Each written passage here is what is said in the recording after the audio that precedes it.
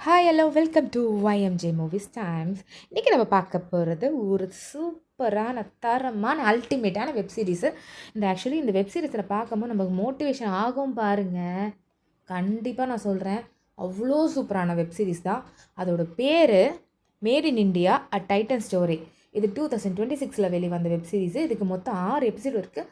அதுக்கு முன்னாடி நம்ம YMJ மூவிஸ் டைம்ஸ்க்கு புதுசாக நீங்கள் நம்ம சேனலை சப்ஸ்கிரைப் பண்ணி வச்சுக்கோங்க.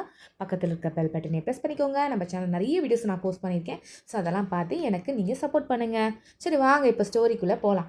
என்னது இது வெப் சீரிஸுக்கு போய் இவ்வளோ பில்டப்பாக பார்த்தா கண்டிப்பாக, ஏன்னா இது நம்ம தமிழ்நாட்டிலே நடந்த கதை. எப்படி தான் நான் இதை மிஸ் பண்ணேன் அப்படின்னு நினைக்கிற மாதிரி ஒரு ஸ்டோரி. கண்டிப்பாக நம்ம அன்றாட வாழ்க்கையில் நம்ம அம்மா அப்பா நம்ம வீட்டில் யாருன்னா ஒருத்தர் இந்த வெப் சீரிஸில் வர மாதிரி ஒரு ப்ராடக்டை நம்ம யூஸ் பண்ணிட்டு தான் இருப்போம்.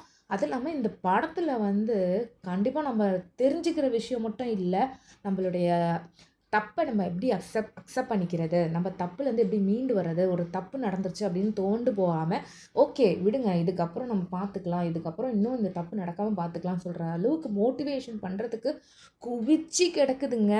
செம்மையான அந்த மாதிரியான படம் தான் இது. இப்போ அப்கமிங் ஆனால் பிஸ்னஸ் பண்ணணும், பிஸ்னஸ் லாஸ் ஆகிடுச்சு, என்னால் முடியாது அப்படிங்களுக்குலாம் ஒரு சூப்பரான எனர்ஜி பூஸ்டப்பான ஒரு படம்னா நான் அந்த டைட்டன்ஸை சொல்லுவேன். ஸோ அந்த மாதிரி கதை சான்ஸே கிடையாது, கதை கிடையாது. இது உண்மையாக நடந்தது தான் படமாக எடுத்து வச்சுருக்காங்க. ஸோ அப்படிப்பட்ட ஸ்டோரி. ஒரு நார்மலாக ஒரு பர்சன் இதில் லீட் ரோல் பண்ணியிருக்காரு பாருங்களேன்.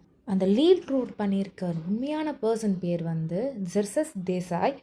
ஆக்சுவலி அவர் இல்லைன்னா நம்ம இன்றைக்கி நம்ம நிறைய பேர் வீட்டில் அந்த டைட்டனை மிஸ் பண்ணுவோம். ஆக்சுவலி இப்போ கல்யாணத்துக்குலாம் நிறைய பேர் எப்போ பார்த்தாலும் வாட்சுன்னு ப்ரெசென்ட் பண்ணுறாங்களே, அந்த கான்செப்ட் இவர் கொண்டு வந்தது தான். அது மட்டும் கிடையாது, ஒருத்தர் தோல்வி அடைஞ்சிட்டா அதை செலிப்ரேஷன் பண்ணணும்னு சொல்லிட்டு கான்செப்டே கொண்டு வந்திருக்காரு. ஏன்னா வெற்றி அடைஞ்சதான் செலிப்ரேஷன் பண்ணணுமா? இல்லை, நீ தோல்வி அடைஞ்சிருக்க, அதை பற்றி உனக்கு நினப்பு இருந்துக்கிட்டே இருக்கும். நீ எதனால் தோத்த அதெல்லாம் நினைக்கிறதுக்காகவே ஒரு செலிப்ரேஷன் பண்ணணும்.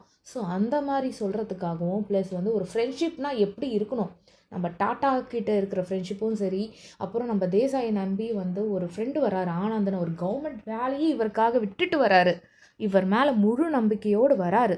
ஸோ அந்த மாதிரி நல்ல ஒரு நட்புக்கு இலக்கணமான ஒரு படமும் சரி இது கண்டிப்பாக இருக்கும்.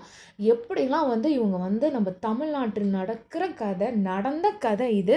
ஸோ எப்படி இவங்க அடிமட்டத்துலேருந்து நார்மலாக மேலே ஒரு ஒரு பிராண்டை உருவாக்குனாங்க.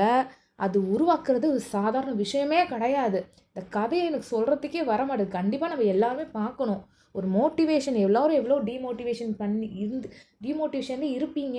ரொம்ப எல்லாத்தையும் சோர்ந்து போய் நம்மளுக்கு இப்போ இருக்கிற காலகட்டத்தில் எதனா ஒன்று நமக்கு மைனஸாக நடந்துட்டுனாலே அவ்வளோதான் போச்சு, நமக்கு எல்லாம் இப்படி தான் நடக்கும் அப்படின்னு நினச்சிக்கிற மைண்ட் செட்டையும் இந்த படம் மாற்றும். கண்டிப்பாக மாற்றும். அந்த அளவுக்கு சூப்பரான படம் இது. OTT ப்ரைம்லேயும் அவைலபிளாக இருக்குது. இதுக்கு IMDb ரேட்டிங் பார்த்தீங்கன்னா 10/8.7 கொடுத்துருக்காங்க. என்னை கேட்டால் இதுக்கு நான் 10/10 கொடுப்பேன். அந்த அளவுக்கு சூப்பரான ஒர்த் மூவி.